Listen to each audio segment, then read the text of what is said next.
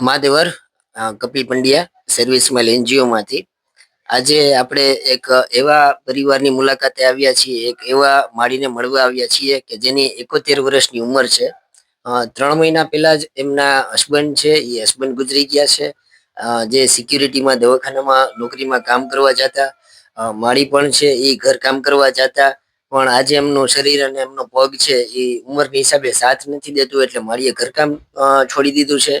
51 વર્ષનો એમનો દીકરો છે, જે મેન્ટલી રિટાયરમેન્ટ ટાઈપ છે. એક આંખે એમને દેખાતું નથી અને હાલતા ચાલતા છે એ પડી જાય છે એવું માળીનું કેવું છે. અને ચાની હોટલમાં છે, ચાની હોટલમાં એ કામ કરવા જાય છે, નજીકમાં જ છે એટલે ગમે ત્યારે પડી જાય છે. અને ક્યારેક ક્યારેક માળીએ છે એમને તેડવા મૂકવા પણ જવું પડે છે. આજે મેઘનાબેન દવે પરિવાર તરફથી છે જે અનાજ કરિયાણાની કીટ આપી છે. માળી, શું કહેશો તમે? ભગવાન એને જાદુ દે, એના આશીર્વાદ દઉં છું હું તો. ભગવાન એને હાજા નરવા રાખે. મમ્મી હાલો હાથલે નથી. તો આજે માળીએ છે એ દવે પરિવારને ખૂબ ખૂબ આશીર્વાદ પાઠવ્યા છે અને અમે બધા તો નિમિત્ત માત્ર છીએ.